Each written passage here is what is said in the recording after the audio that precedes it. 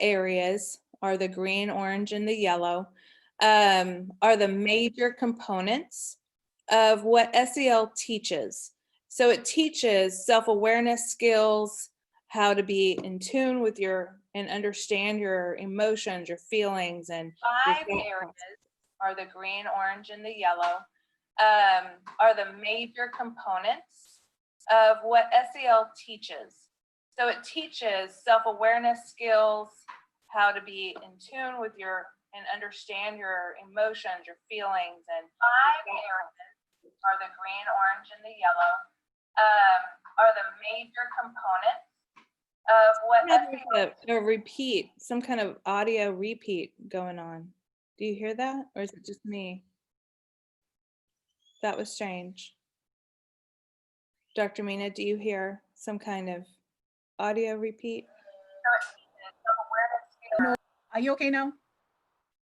I don't hear it now, but I did hear it kind of repeating for some reason. Okay, I don't hear it now, so please let us know if there's some kind of audio glitch going on. We're going to talk about these 5 components. You see some blue bands, some circles. So it starts in classrooms. We are working toward implicit and explicit instruction. Implicit instruction would be how you interact with your students, how you model social interaction, how you model handling your emotions, how you model having relationship. Explicit instruction would be you have a curriculum. We're going to be talking about our CEL Trove curriculum. So that would be a way we would teach, just like we teach math, addition. We explicitly teach skills to students.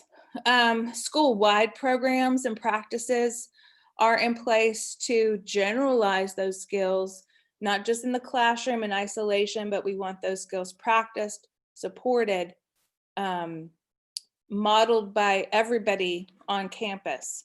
And then the major outcome would be generalizing those skills beyond the school building and the classroom to our community and inside the home. So we work with families, we do parent training in our district. We have a lot of information that goes out to families for information, videos like the one you just saw. So that is the Castle wheel. And here are all of our planners. I've got a couple of them behind me on my shelf, and I've been carrying these 3. We had a group of authors who wrote all of these this year.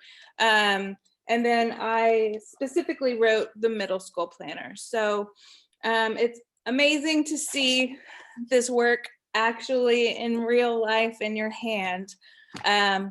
These are at the CEL Trove website, celtrove.com, or on Amazon, and now they're ebooks. They just launched ebooks this week, so that's really cool. Our planners are comprehensive. They are multi-purpose. They are intended, of course, to be a way for students to organize and manage, make good decisions, be responsible for their homework and their activities, what they need to do, but they also have a weekly lesson for that week that can be explicitly taught. It can be also shared with the family and used in the classroom, on campus, or as we all are starting school right now, virtually. And they're for all grade levels. We have kindergarten to 2nd, 3rd through 5th, and then individual grade levels after that. We felt those upper grade levels really needed their own topics, and to stay age appropriate, it needed to be split up into grade specific.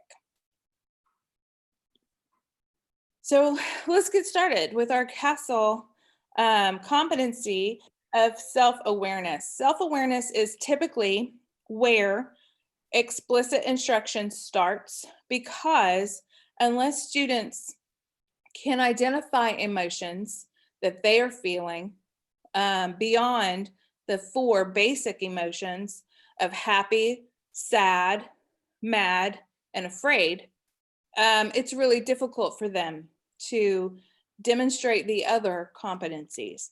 So we want them to recognize their strengths. We want them to build up on the things that they might feel they need to improve in. So that is where typically instruction would start.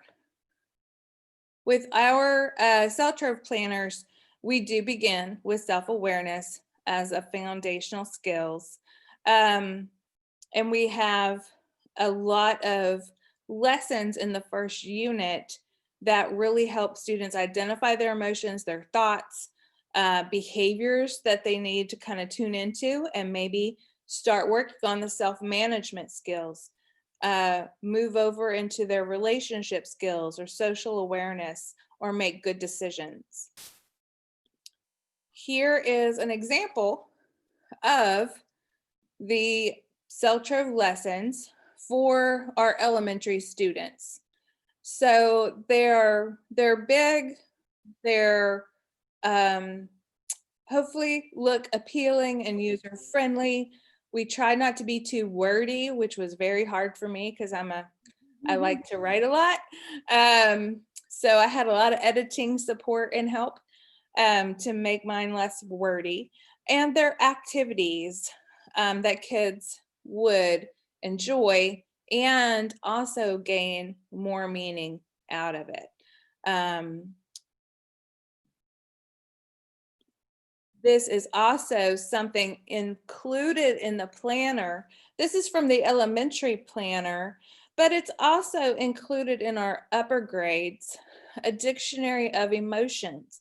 Like I said, a lot of kids are struggling because they really can't identify emotions past those 4 basic emotions. So we have to teach them what emotions they are feeling. And as the lesson here talks about, we might be expressing, or they might act out of anger, but what is underneath the anger? What's really going on? A lot of people get angry, for example, when they see people in public not wearing their mask. Why are they angry? Because they're afraid. So that's what we're teaching in these lessons, to really get in tune with your emotions and learn more about what these emotions are.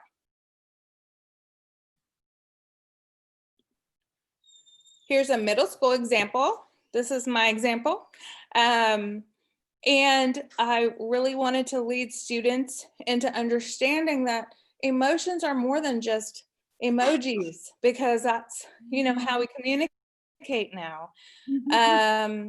To really tap into what they're using to communicate socially into more practical, more real emotional information. So let's take that emoji and tell me about it. Another thing is mixed emotions. When our kiddos get older, they start having mixed emotions, which cause just like a spiral of emotional outbursts, or shutting down, or feeling depressed, and they're overwhelmed. So this lesson is really talking to them about, it's okay to have mixed emotions, and you need to identify those and then choose the positive emotion and work from there. So an example here is your older siblings graduating and will be moving out of the house. So you might feel happy for them because maybe you're going to get your room to yourself, but you're also maybe feeling sad because you're going to miss them. And that twists up inside of us. So that's a middle school example. Our high school examples look very different. They are a little more wordy, but it's similar experiences here that they're working through. They're looking at even more complex emotions like disgust, shame, gratitude, awe. Those are emotions we don't always talk about or say we're Then feeling. shame. Yeah, Yeah. yeah. So we take the same concept all the way through the grade levels. Now here, and let me put, let's see, can I put it on a chat? So the notes, nope, sorry. Sorry. Okay. So let me give you all this Padlet in the chat box, if I can find the chat box. Is there a chat box? Yes. Okay, here we go. Here we go. Okay, everyone, here is a Padlet. If you're not familiar with Padlet, I'm going to show it to you really quick. Here it is, and I just gave you the link to it. We're in social awareness right now. How's social awareness relevant for your students, for your children, for you as a person? And you enter your responses here by just clicking on the plus symbol. What you type at first is going to be like a little title and then your comment. And this is just a great way for us to share ideas, thoughts, and feelings. And we can come back to this Padlet later on and see what things, what ideas or thoughts you all had to share. I've done that in other presentations and people seem to enjoy that Padlet. So share about self-awareness, what you, Laura, can I come in there in case you you don't have enough data or something to to go to open the link? You can just share it in the chat box. yes. Share it in, share how how self-awareness relates to your class or your or campus or your school. That would be great. Yeah. And go on to the link. You can actually share your thoughts on how self-awareness relates to your class, the age group you're teaching, or your school in the chat box. That would be perfect. Put the idea here, share your.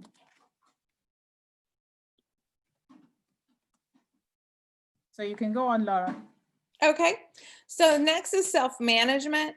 After self-awareness, really you can go in any direction. Usually self-management is where we like to go next because now that we know our thoughts and feelings, we're aware, we've got more knowledge about ourselves, now we can start applying that through controlling our impulses, dealing with stress better, not having to have external discipline, but managing ourselves, disciplining ourselves, having motivation to do things like get up and go to your Zoom class and change out of your pajamas, things like that. Laura, just before you go on, someone has a question.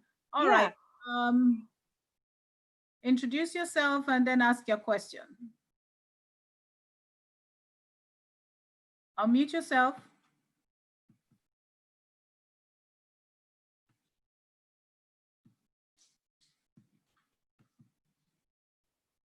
I'm trying to unmute you.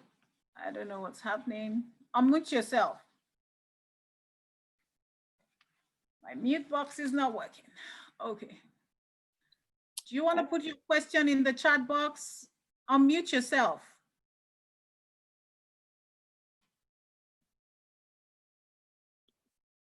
Do you want to communicate through the chat box? I saw your hands up, Infinix.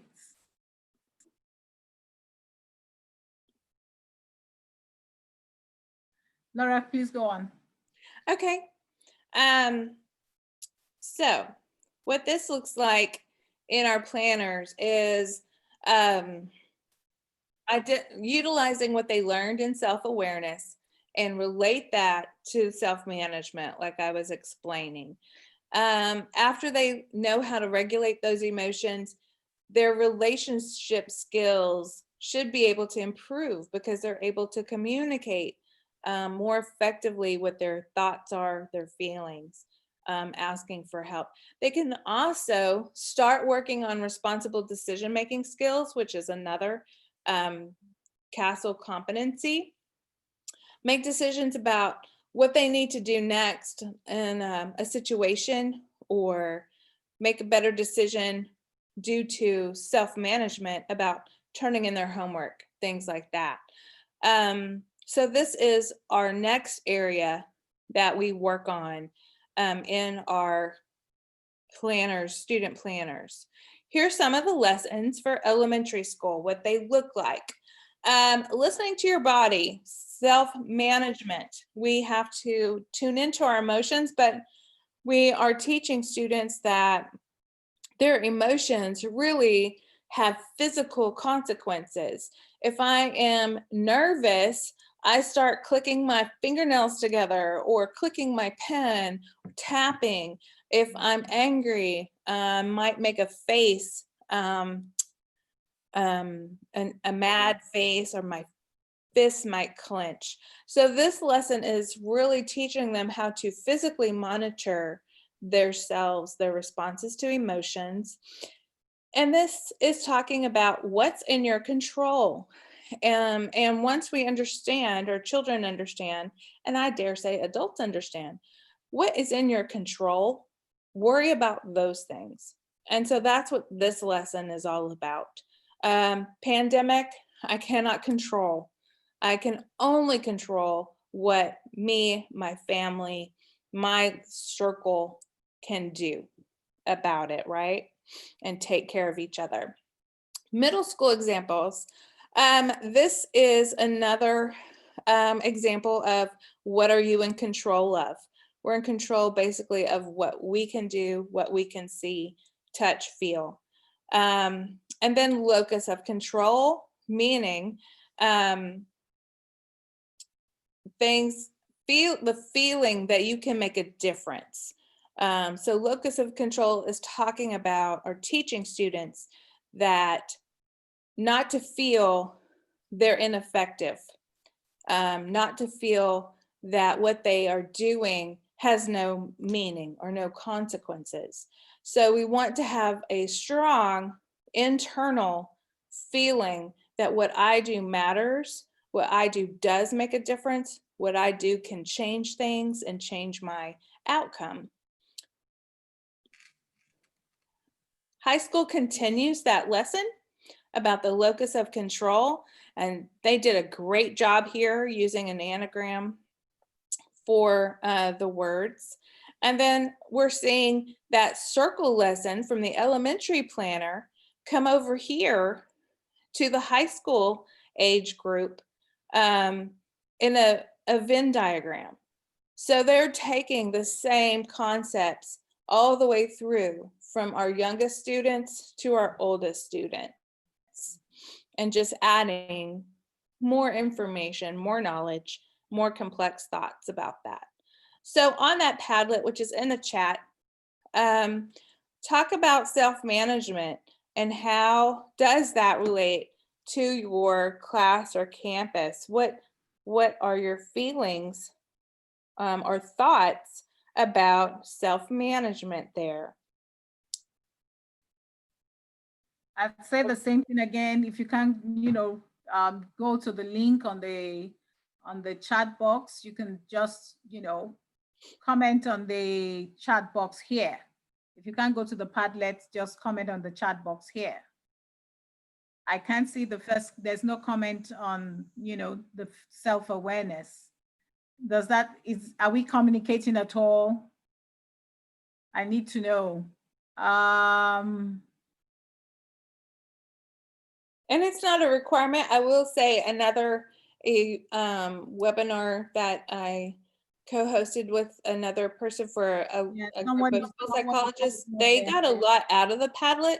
So some groups may benefit from it. Okay. I have one new message.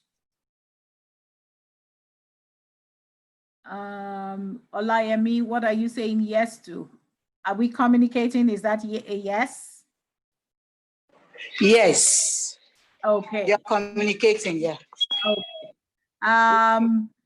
In Phoenix, you have your hands up again.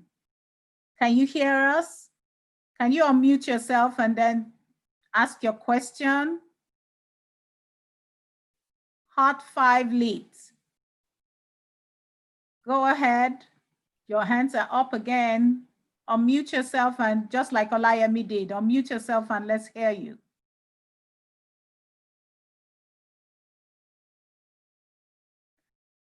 Oh, she says she's trying. Uh-oh.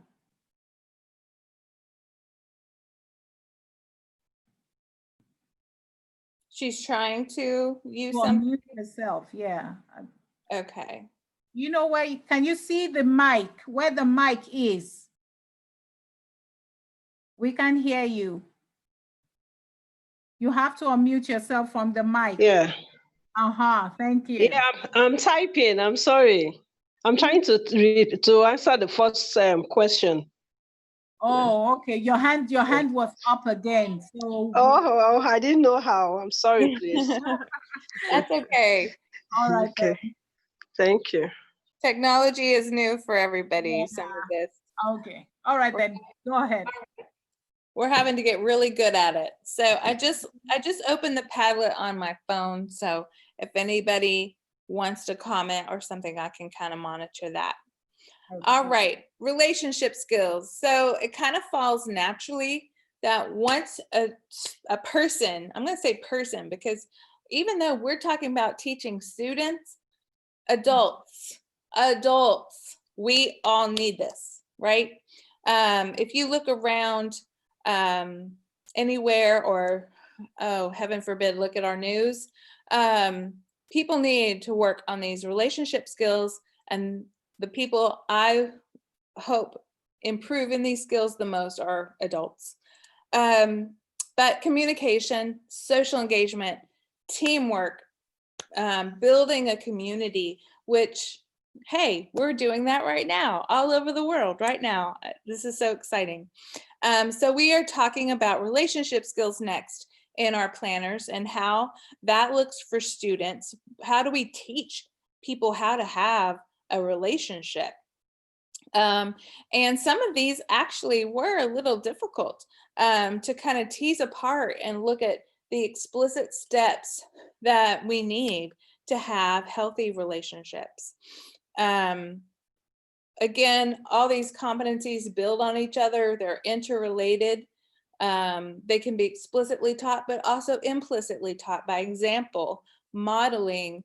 And unfortunately for many students, their homes may not model appropriate relationships for them. And that is where they're coming from. So we have a lot of unraveling to do in some situations so that they can learn appropriate relationship skills. Elementary school examples. We're starting with the basics. Kids want to play. How do you play with each other? What do you do? And so they've given them some situations to talk about and problem solve. How can this person interact well with the other kids so that they can all play and get along? The next one is a peace path about resolving conflicts. Very early in life, kids start having conflicts with each other. As babies, they just take stuff away from each other, right? You may have seen funny videos or something where a kid walks up to another kid and just pushes them out of the way or something. So very early in life, we have conflict.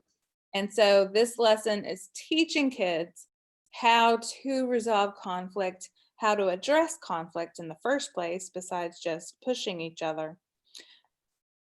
In middle school is where kids really start pulling away from their families as their circle of friends or support, and they start looking towards peers as the primary influencers of their thoughts and feelings and actions, things they like or things that they are into. So this lesson about Let's Be Friends is really thinking about what a friend needs to be for you, rather than just kind of going with the herd or, you know, responding to whoever talks to them in the hallway, or maybe, you know, the mean kid, you know, tries to be friends with them so that they can get them in trouble. You know, this manipulation type association. So this lesson really talks to kids about, hey, think about what friends are. What do you need in a friend? And we all have different needs in friends. I personally need a friend who will allow me to be absent for a while because I work in a whole nother city. I might have a lot going on and I might not be as available as I want to be. So in a friend, I need somebody that's understanding of me and what's happening and stay concerned and connected. So that's what that lesson goes through. Protective boundaries is another lesson about it's okay to have limits on what friends will get me to do or what I am going to do. And a real friend is not going to lead you down a path that's going to conflict with your values and your barrier, your boundaries. So this is a hard lesson. Laura, just a minute. Can we all hear? If you can hear me, thumbs up. Give me a thumbs up if you can hear me. Or just put in the chats you can hear. Somebody is saying that they can't hear. Oh. Oyeduni says he can't hear. Most people can hear me. Thumbs up if you can hear, okay? Or go to the reaction and give me a thumbs up. Okay, Obina can hear me. Oyeduni, can you hear me now?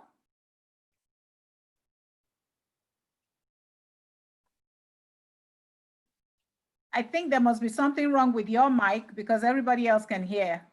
So Check maybe, can you hear now? Oyeduni, can you hear me now? Because your video is off, so I can't even see you.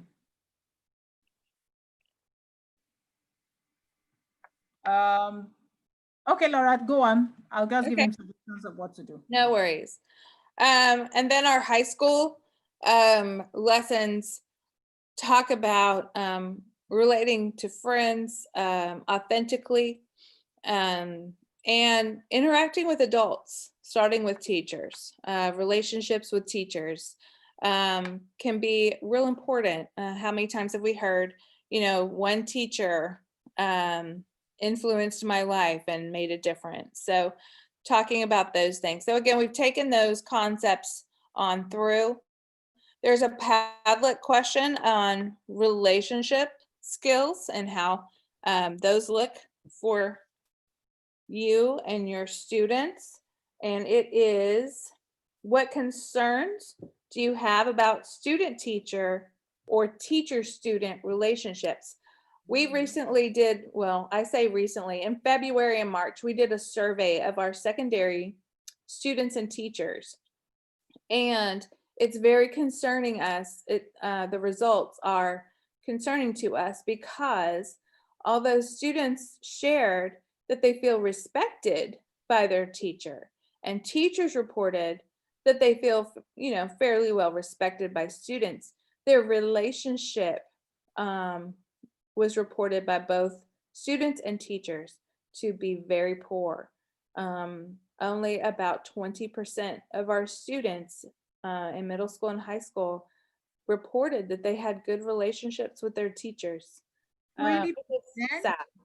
I'm sorry? You say 20%? 20% reported they had favorable relationships with teachers. Yeah. Yeah. So very, very concerning. Because they're that's not what you want to hear as a teacher, right? Yeah. So we definitely have some work to do, which working remotely doesn't help does it? But we hope we can, even working remotely, help our students and teachers have better relationships. Social awareness. So this also is one of those layered types of skills.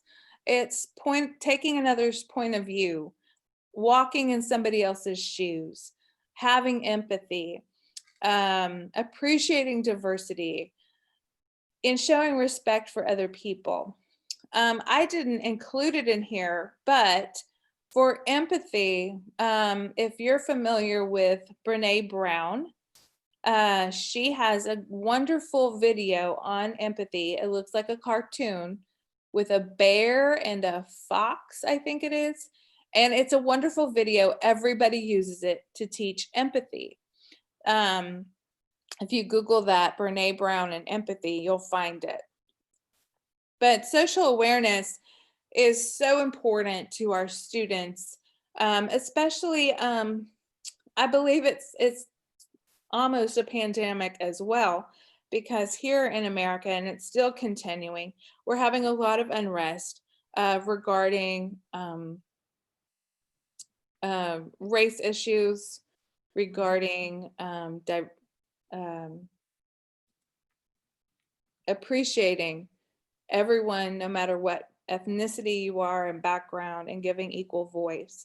So this is something that is particularly relevant to our world today as well, in developing relationships and becoming aware and being aware of what's happening in the lives of others. So I would say that social awareness is very important right now, especially. In our elementary schools, school planners, we talk about how to have a disagreement, because we're going to disagree. We are not always going to agree at all. So what does that look like, and how can we work through that? There's a question here, Laura, before you go Yeah. on. Is self-awareness the same as self-alertness? Is self-awareness the same as what? Self-alertness. Self-alertness? Yes. It could be, yes, I would think so. I'm not familiar with the term self-alertness. It may come from another competency or I would another say that it's framework. not exactly, it's not the same. Tijani, can you please mute your mic? We're getting background noise from you. Please mute your mic, Tijani.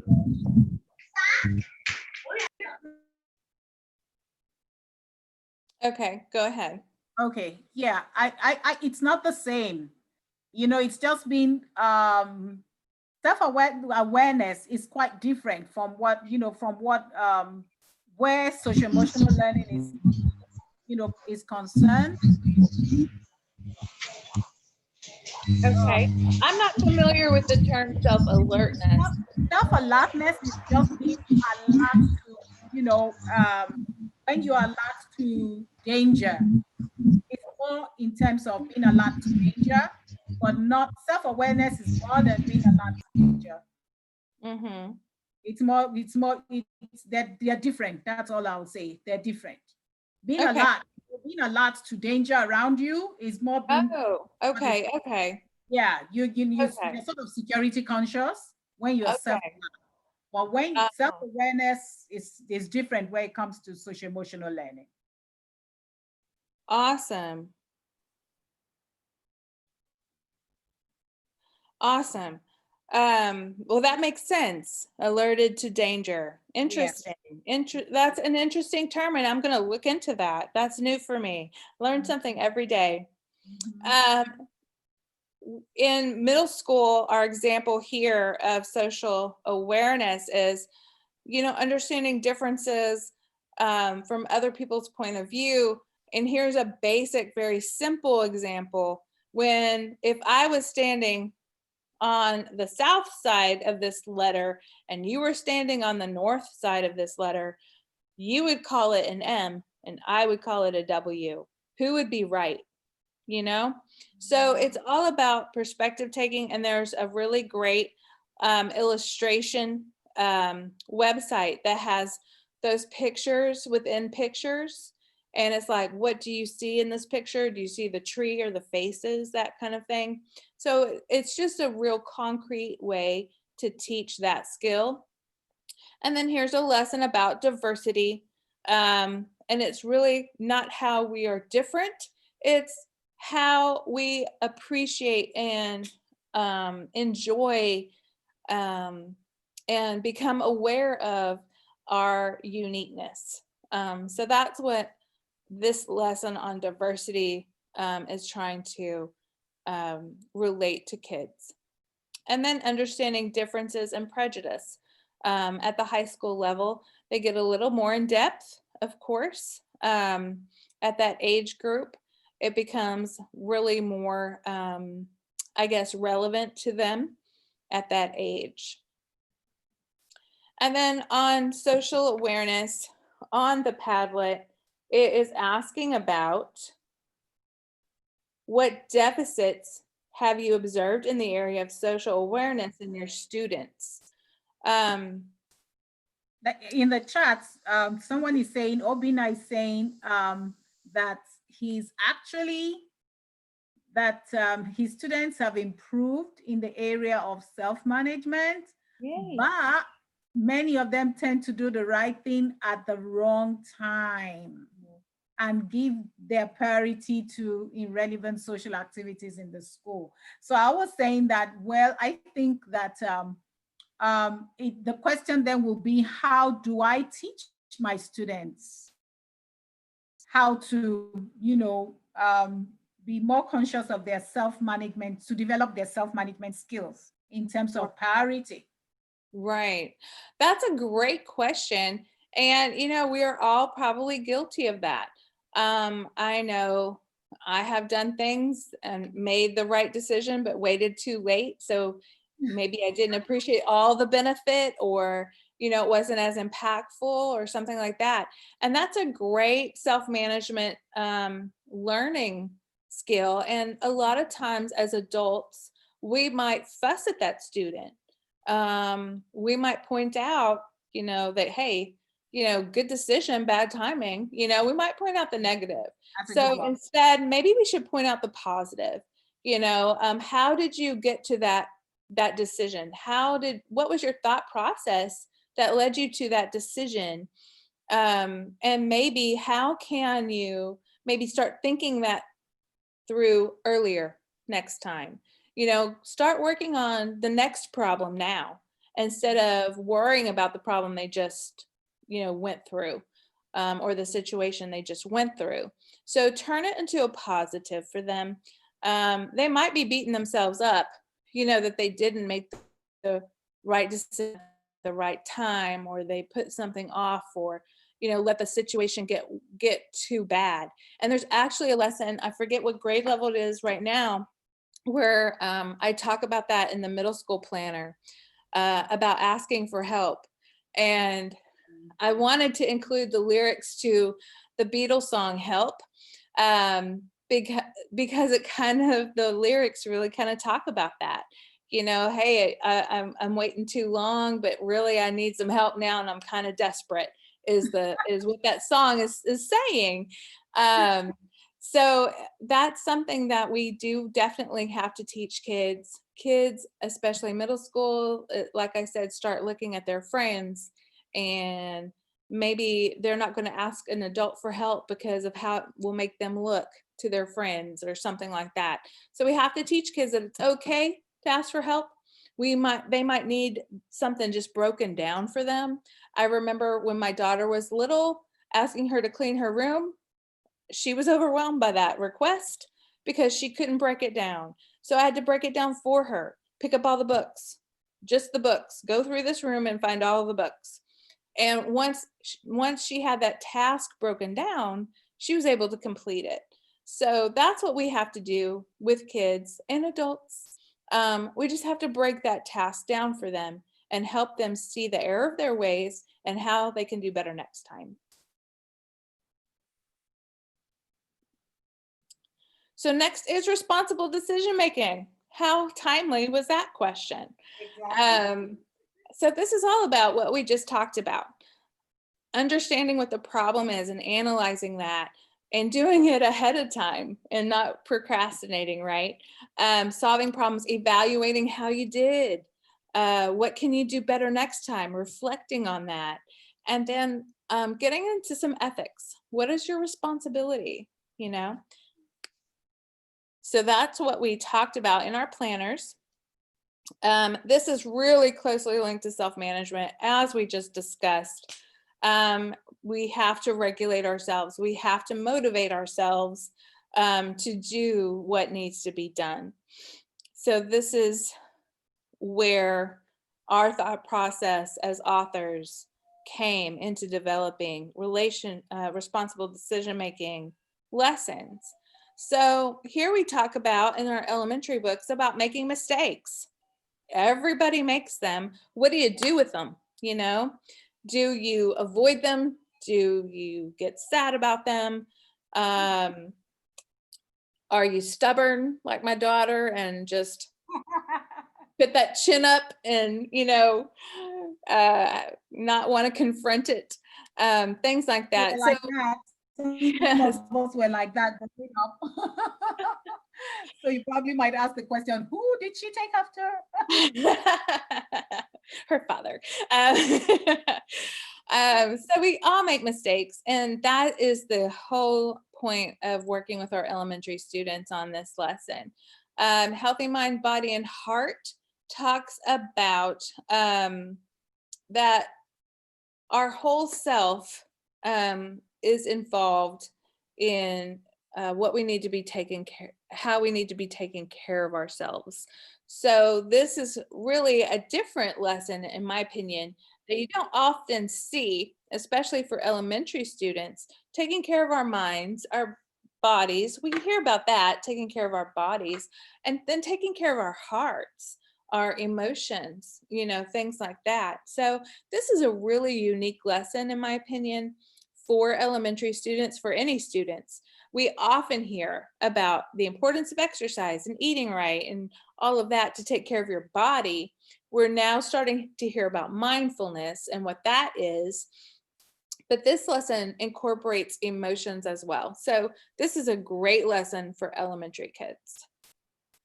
Probably one of my favorite lessons I wrote was decisions, because of how many decisions we are making every day just overwhelms me. More than 3,000 of them. And as adults, it's probably 3 times that. So talking to students about how do you make a decision? Are you one of these things, reactionary, impulsive, fatalistic? Do you procrastinate, planning, intuitive? Getting them to really tune in to how their natural style of making decisions is, and then what's good about that, but what maybe do you need to work on after you understand how you make a decision. And then emotional and mental well-being. This is an activity that is from, where is this from? This is a resource I pulled, and I think it chopped off the source. But anyway, the answers are upside down. This is talking about mental health and trying to take the stigma away or from how we think about mental health and psychological or emotional needs. So it's a questionnaire. It's very short to kind of get their feedback on what they think about these questions. And then the answers or the facts are down here at the bottom. We are seeing a trend of suicide in middle school grade levels that we had not seen before. So understanding mental health needs to become more of a priority for our younger grade levels. Coping with stress and never giving up, persevering. I love the high school planners because they are full of scenarios and social stories that can really lead to a lot of discussion, either at home or in class, with a peer, like turn and share with a peer, or role play, or talk in a circle. I'm trained in restorative discipline practices. You may have heard of restorative justice. In schools, we say restorative discipline. But we sit in a circle and everybody has equal voice to kind of talk about in succession, different ideas, or pose different questions, or maybe go through a scenario and talk about what do you observe? What did you hear? If you were so-and-so, what would you do? If you were the next character in the story, what would you do? And just kind of talk through some of these situations that are difficult. They're not easy, and there's not a one-size-fits-all answer. I'd like us to spend some time here on this particular issue because, like you said, there's an increase in suicide in middle school. Now, middle schoolers are within the ages of?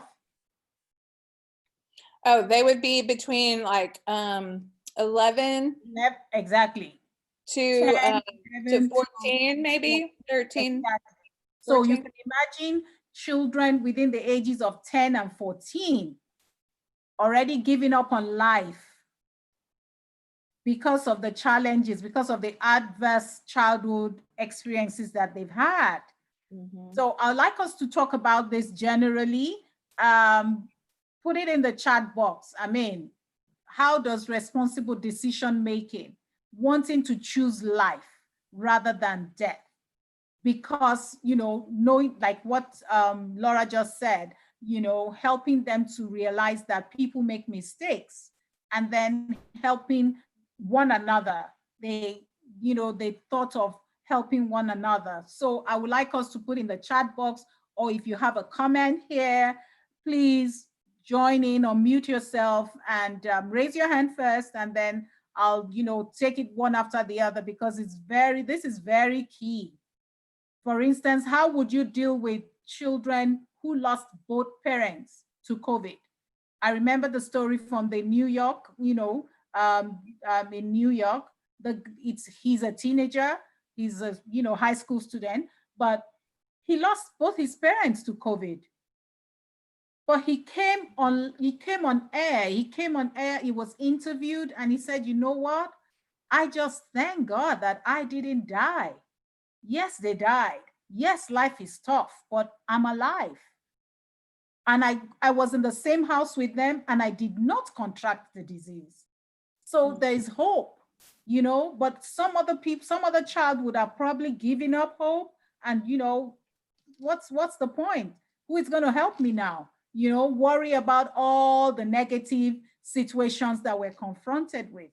So this is very, very important as we go back to school. We have to, take it upon that, be that responsible adult to be able to say, you know what, can we just talk about these situations going on around us? Can we, and then what kind of responsible decisions should we be taking and making at this, with this kind of situation that we have found ourselves? We shouldn't be just we have to get away from just talking to the children and just allow the children talk back. Just debrief. Coming back to school, the children are looking forward to it because the parents are not allowing them to debrief. Rather, they're hearing the complaints of mom, things are hard, things are difficult, blah, blah, blah. So that's where they're coming from. And like Laura said, we have to give, they've brought up, they've developed this in the US. It's good because it's well developed. They now have ebooks, but can we do something for ourselves? Let's start talking about our emotions. Let's start dealing with those. Let's start helping our students to see how important it is for them to debrief and talk about how they're feeling. It is very, very important. Tracy, do you want to unmute yourself? Unmute yourself, Tracy. Oh, you're just on, oh, you're not using your video or your, all right, she's agreeing with me. Okay, all right then. Any other person, any other comments before Laura continues? And you know what you're talking about, and probably, you know, suicide is like the ultimate, right? On the far extreme. And how can we prevent that? And I think just like the castle competencies are layered and interrelated, not only do we need to have good relationship, we need to allow people to have emotion and try to understand and use empathy and perspective taking to see where they're coming from. So many times I think I've heard, or it's been reported, you know, that someone has an emotion and another person's response is, well, why do you feel that way? You shouldn't feel like that. You should do this instead, or you should feel this instead, or get out of it. We need to be more empathetic as people. We have got to start meeting people where they are, meeting students where they are and their emotions, trying to get maybe to those layers under the iceberg of what's really going on, helping them tease out those complex emotions that, and maybe helping them understand what emotion they are feeling. Maybe they're so confused, they have no idea what they're feeling and they're just overwhelmed. So it's all interrelated, leading to the responsible decision of not taking a life, not harming myself or others, you know. So it's all very interrelated and very important. And I really feel the work on relationship is my number one. That's why I'm very involved in restorative practices. And I really feel that that's a great way for kids to be heard and listened to and not judged, and have equality of voice. We're not there to solve problems necessarily, but to share the problems. That's a good one. Share the problems. Okay. All right. So we have a lot of resources, and I have to thank Jana Nobleza, our manager, who I thought might join us today. These are two resources that she has shared. The self-talk affirmations. We have affirmations for every grade level. I don't know if anybody's seeing me. I'm holding up one of them. We have a checklist of social emotional skills, kind of like an evaluation of the skills that they have learned. We have 10 habits of having good social emotional practices. We have calming down strategies as a resource. We have mindful breathing techniques as a resource. A self-care toolbox, which is a variety of activities that students can choose from to kind of take care of their well-being. And then we have social emotional learning stories. These are social stories, again, that are another resource to talk about as a group, for a student to do self-reflection, for families to discuss. And we also have some book recommendations. Another resource that's included is a listing of books that kids have read. In a lot of school districts where I live, we have accelerated reader, or AR points, that students have to have for a reading grade. I also like to just list all the books that I have read. Service projects and an activity tracker, like if they've been in a Oh, I club. like that. Activity Yeah. tracker, very good.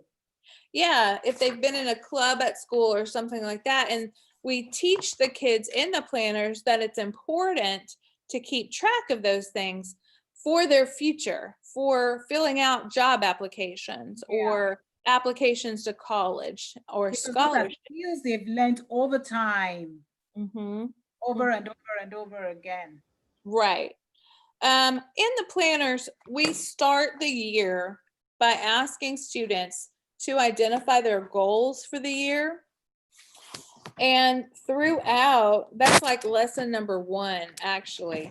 And then throughout each unit, at the end of each unit is a reflection on how am I doing on my goals. And then at the end of the year is a look back on their goals and how they did through the year. There's also some mindfulness coloring sheets dispersed in each unit, a doodling page. There is, let me check, some notes, a gratitude journal, different things like that that are just dispersed throughout the book as resources for the students, for the teacher, or the family to use throughout the year. If you have, for example, a child who is sort of negative in their outlook, having this list of affirmations and making it a practice with your students to go to the affirmations page each morning before they start and pick one and everybody say a positive affirmation this morning before we start work is a great way to use those resources. I have a little breathing bubble. I'm going to take some moments. You take some moments and just reflect and take a minute to ask some questions, type in some questions. Go back to the Padlet if you'd like.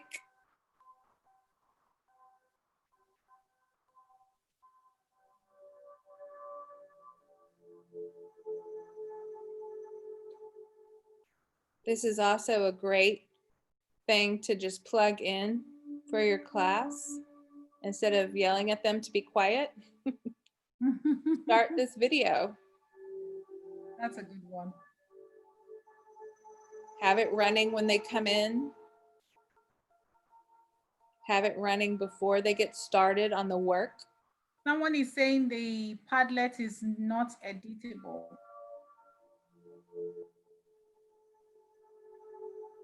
Editable. In other words, are you saying it's not interactive?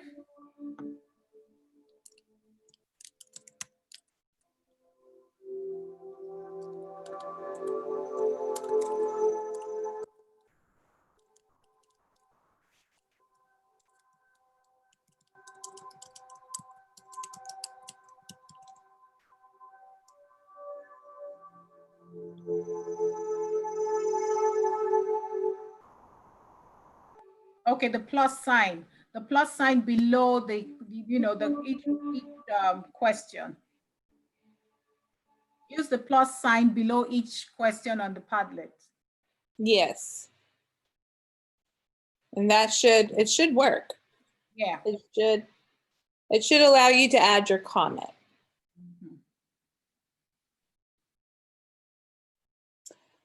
So we're hearing a lot of mindfulness things lately, I would say in the past year and a half or so.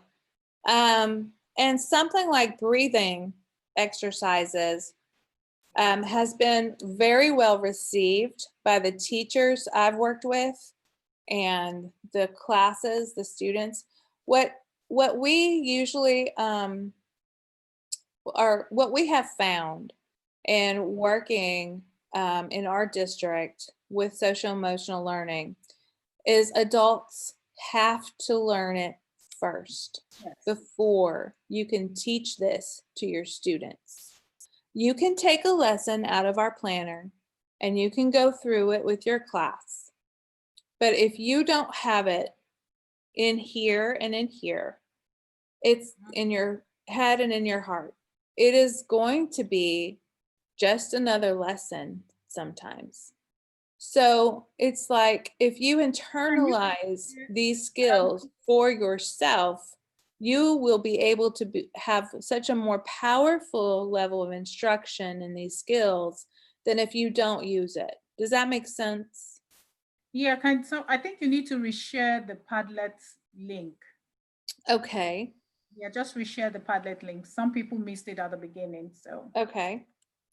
I think it should be in the chat, but here you go again, everybody. Obina, can you see that link? Click on the link and then.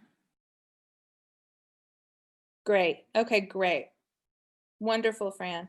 So mindfulness activities and learning about self-awareness, self-management, all the things that we've done. What we have done in our district last year, pre-pandemic, was we would have our teachers come work with us in what we call professional learning community, or PLC time. That's usually scheduled at least once a week for our teachers to get together as a group and do some planning or some training. And so I would have the adults, I would have all the teachers, and my coworkers would take the students and do some social emotional learning activities with them. But I would teach the teachers to utilize tools like this breathing video. I would teach them so that they could do it themselves, but also so they could utilize it in the classroom as well.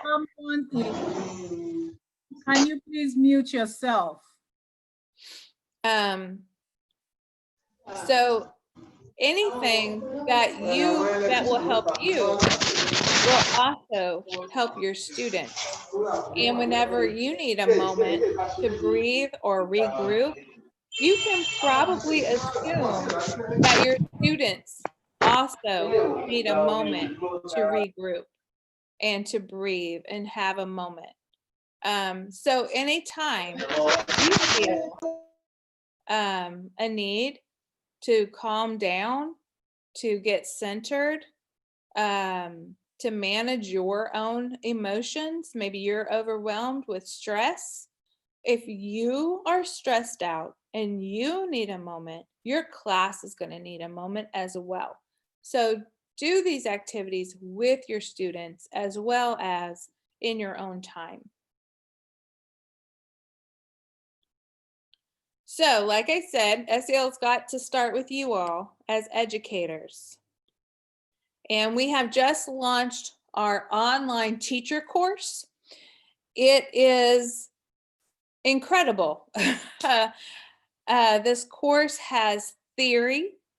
It goes very much more into depth than what I've presented today about all of the competencies and how they are all related, as well as the brain science, which I'm trained in school neuropsychology, so that is something I'm super excited about, that we get into the brain science of SEL, how to use SEL strategies and skills in your normal course of operation in your classroom, as well as instruction resources that you can use to teach these skills. Like I said, we've got to have the explicit, I'm teaching you, as well as the implicit daily practices, how you build relationship with your students and how you interact and engage them.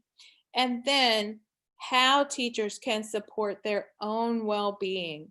Like I said, if we are not ready, if we don't have our cup full, then we're not going to be able to pour into our students. There's also opportunities for reflection, and you can earn professional development hours from our online course. So here's a little peek inside the self-awareness module that we have in the teacher course.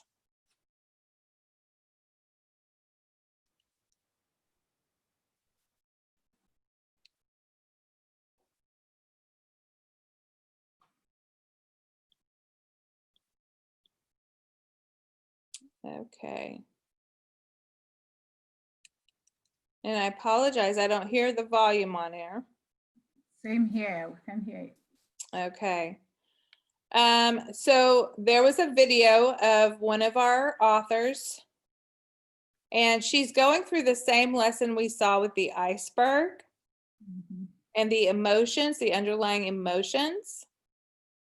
There are case study videos which play out a scenario for each of the areas. This is Jennifer, one of our high school authors. She's fat. Everybody is fabulous at the videos but me. I am so not photogenic or videogenic. My videos were awful because I was just not looking in the right place and all that stuff. So there are modules here, and if you look to the left of the screen, you see it has a case study, and it checks off everything you've done as you go through the course, okay? Lots of videos, lots of case studies, lots of guests. Oh, look, there I am. Oh my goodness. I guess that video made the cut. But it's got so much involved in a step-by-step Um, manner. Mhm. Laura, can I ask you, is it a self-taught online course that is take it at your own time, your own Yes, convenience? yes. So it's Okay. all at your own pace.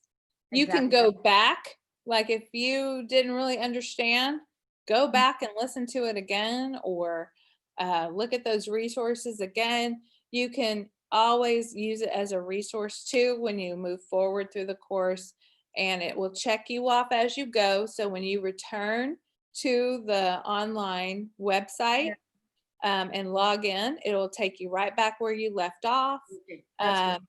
Yeah, really great resource. And I love that it gives professional development hours. So all of these people contributed to our online teacher course. We have a lot of consultants. We have a lot of teachers and leaders in schools. Let's see, from all over, really, if you look. I'm the only Southerner in the group. I see that. The only Texan in the group. I don't know why, but anyway, a lot, and I kind of have an idea why. A lot of times, things like social emotional learning, things like mental health awareness practices will originate in California or on the East Coast.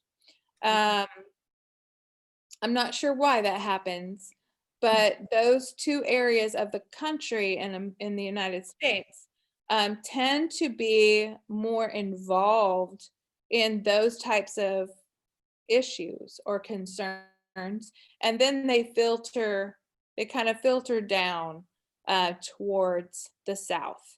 Don't know why. It could be cultural. I'm not sure. But it's very well done. Rebecca, Michelle, myself, Chaim, and Jennifer are all the authors of the Celtrove student planners. And then Jana Nobleza is our academic lead. She was our manager. She doesn't give herself enough credit. She was really responsible for all of the front of the planner information, the resources, putting it together. She and our editor, our graphics person, did a fabulous job putting these tools together. This is the teacher course. It's for up to age 12. And then there's a second teacher course for older students. So it is So you can broken actually- down. so you don't have to do the, all K to 12. You which do is not.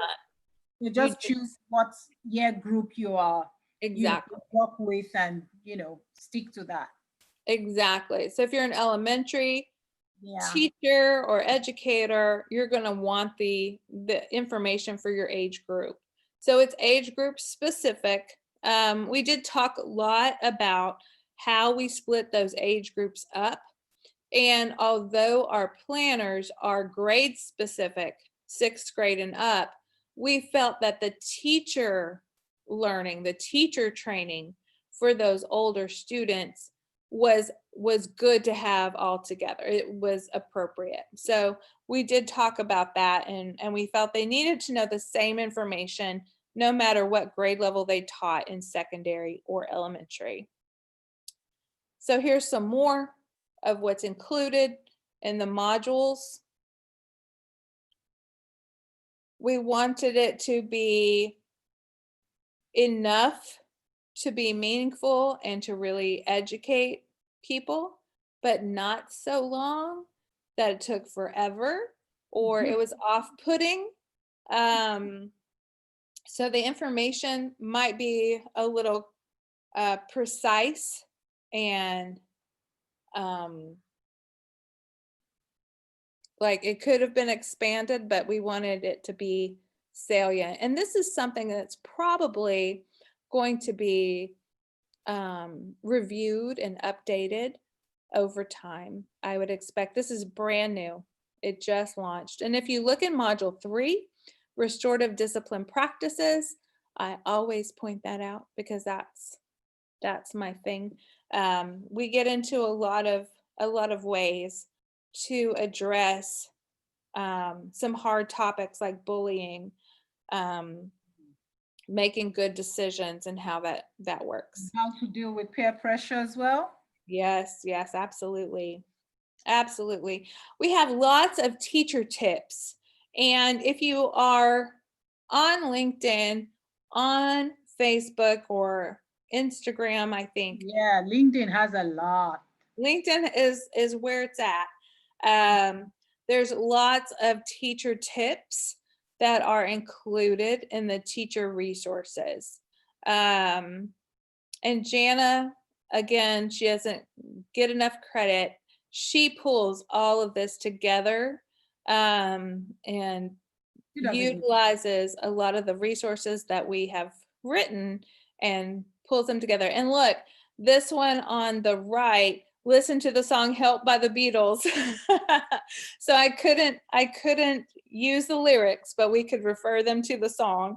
So it's directly pulled from the materials that we've developed in the planners for students or in the teacher course. So Dr. Mina, do you want to take us through to the end? Yeah, I have a poll. Again, we'll take a poll. Okay. Not this one.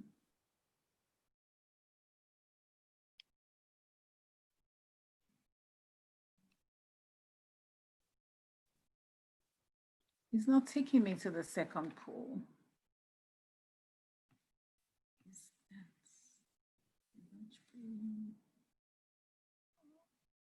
Here we go. That's the first one. Oh, that's the first, yeah. Yeah, I want the second one. Here, is that it? No. No, that's not it. Let me see. Okay, there we go. All right, can you take those poll, please? Take the poll, everybody. Can you see the poll? Are we there? Yes, I see it. Okay. Question 2 is about the TED circles, and we have not gotten to that slide. But Dr. Mina, you're going to be hosting some TED circles, and I've joined in, and I'm going to be hosting some TED circles in September, starting in September. So hopefully you all can see those and join in. Okay, so,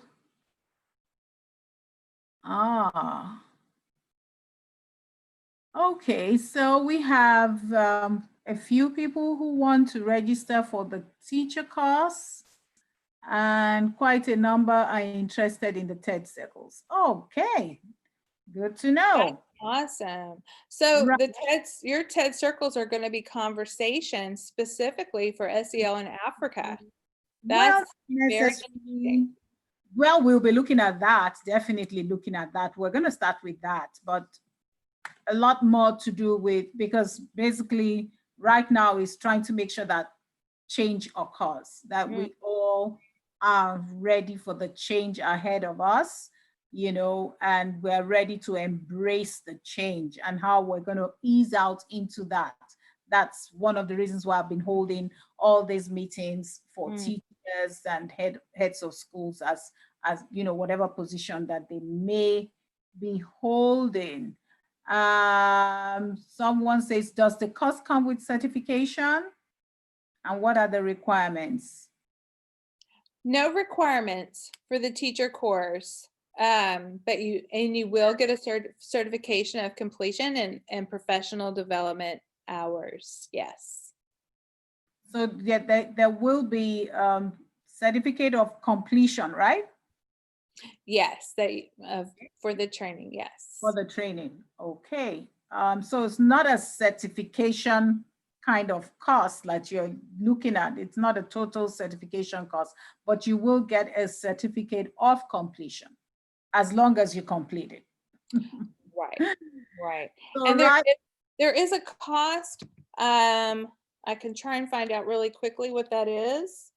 Okay, any questions now? I said it's time. What's the fee? Yes, there is a fee. There is a fee. How much is it? That's what I'm looking up right now. Let me see if I can find it really quickly. Here we go. Okay, if you go to seltrove.com, SELTROVE, I'll put it in the chat.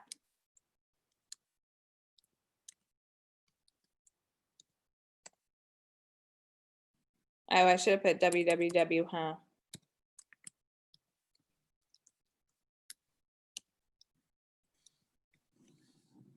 Okay, maybe that will be better. It has an online teacher course section that will tell you all about it. Again, all of the features. And you can subscribe to either the elementary age or the secondary age group. And let me see here. There are preview videos and a breakdown of even more. And the cost is $49.99. Okay, write in the chat one thing that you're going to stop doing as it relates to SEL. Write in the chat box, please. Everybody write in the chat box what you are going to stop doing today, how it relates to what you've learned.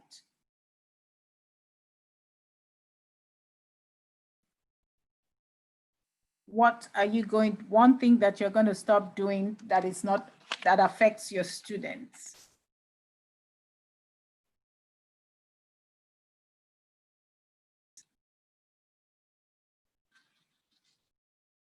Come on, people. You know, that could be like offering advice or trying to solve the student problems instead of helping them go through the problem solving process for themselves. Yeah, thinking, stop feeling bad about their mistakes. That's a good one. Mm-hmm.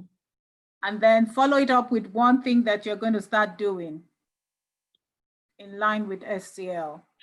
Fran, I was sending you a message to yourself and I meant to send it to the whole group. I apologize. What did you send to me? I was giving the information about the course and I didn't realize it only went to one person. So apologize. There's the information again for everybody this time. $49. Oh, Bad. yeah, that's wrong. That's wrong. There we go. 99. That's like $50. Yes.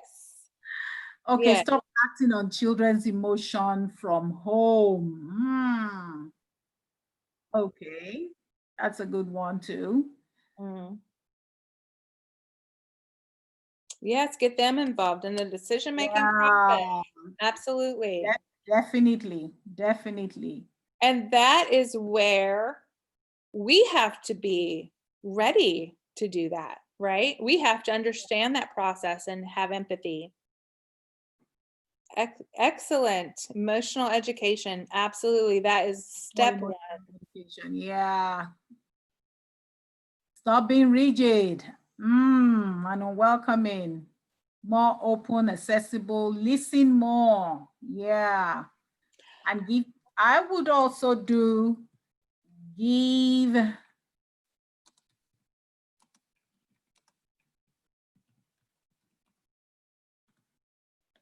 Yes. time Yeah. for responses. We have to listen. And you know, some students have slow processing speed.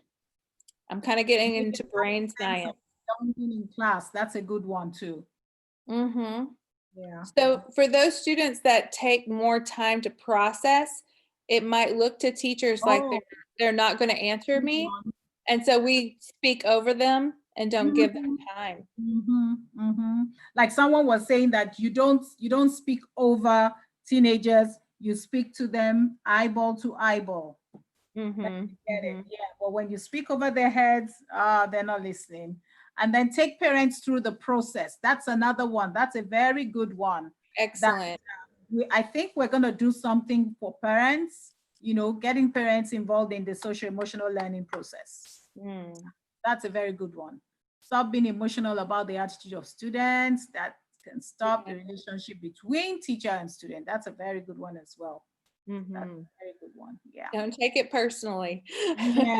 Yeah. Never take it personally. I mean, like when Laura said, I was shocked when you said, Laura, that you did a survey to try and just check the relationship between student teacher relationship, and it's 20%. That is low. It is very concerning to us in our district right now. Concerning. And that was before pandemic, so what is it like today would be shocking. Yeah. Educating the teachers and the parents too on emotional education. It's more social emotional, it's not just emotional alone, but social emotional, because the social awareness part of it is very important, just as much as the self-awareness part of it. And then the ability to take responsible decisions and get them involved. And then you see it. Another thing is it gives the children and your parents and your school, it places your school on a different platform from other schools, because you see what you're doing is you're developing responsible adults as they're keeping track and of their ability to manage their emotions as teachers, as parents, as students. You will definitely have a healthy school. You will definitely have a healthy school. So that's very, very important. Thank you so much, Laura. I'm so grateful to you. And of course, I'll be hosting, that's what's next for me now.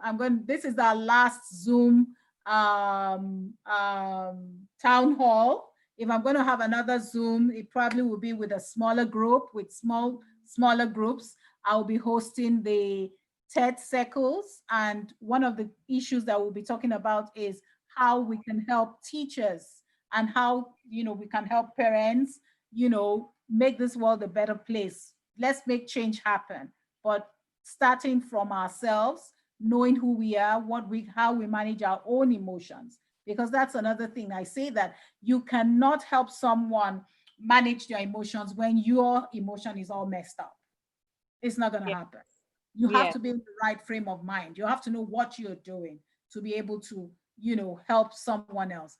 Okay, can we, if you're on this line and you are using your video, we need to see your face. We really need to see your face. We don't want to see that dark screen. Moses, thank you very much. Please, let's see your face. Thank you very much. Thank you, Fran B. Oh, it's so great to see people now. I've Yeah, been let's see your sharing my screen, so I haven't been able to see anyone. Yeah. Thank you, Tracy. Let's see your faces. Hey, Oh, Laura. Francisca, it's you. It's me that the front B, yeah? Hello, Thank you hello. so Thank you all much. so much Thank you, for your Laura. time. Nice presentation. Jack, Thank you so let's much. see your face. We can't see your face. Moses, we need to see your face. You know, I always like to take a picture at the end of it all. Thank you so much, Layami. You're here again. Appreciate you. Moses, can we see your face? Let's have your, I know your video is on, but you're in the dark. Try not to be in the dark. Let's see your face so I can take a Picture. Yes. I'm The taking your picture picture, is y'all. so valuable, you know. Are they taking pictures? Yes, we want to take a picture. Tracy, we can't see you. It's a bit dark. Moses, we can't see you. It's a bit dark. Okay. Is Moses there? Yes. Is Moses there? Oh, look. Oh, okay. Now it's like, oh, wait. Oh, Now it's like, oh, there was a TV show, The Brady Bunch. I don't know if y'all are familiar. They would have these people in this family, and they were all in boxes. Y'all have been great. Blessings to everybody. Stay well, stay safe. there's an echo from some. Stay well, stay safe, everyone. It's been my pleasure, my honor to talk to you today. I haven't taken my picture yet. All right, are we ready now? Everybody say cheese. Cheese. Okay. Welcome to the Daily All Audio. right. Oh no. Take care, everyone. Thank you so much, everybody. Thank you so much. Thank you. I hope this was beneficial to you one way or the other. You've learned something new. Go out there and make a change. Thank you very much. And before I go, like I always do, I like to bless you. I bless you in the name of the Lord Jesus Christ, and I pray that all will be well with you and your family, and the blessings of the Lord will be with you. Thank you very much, and have a great day. Thank you. Bye-bye. Thank you, Mrs. O. Thank you, Laura. Bye, everyone. Bye.